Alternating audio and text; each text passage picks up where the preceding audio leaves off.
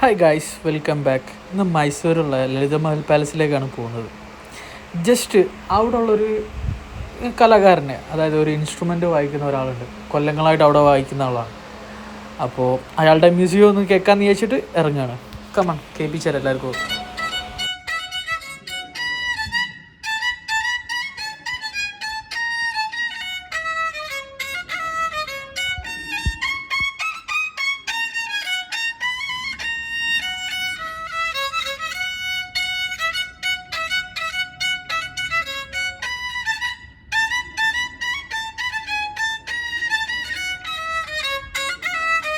ఇది సెకండ్ చెవి.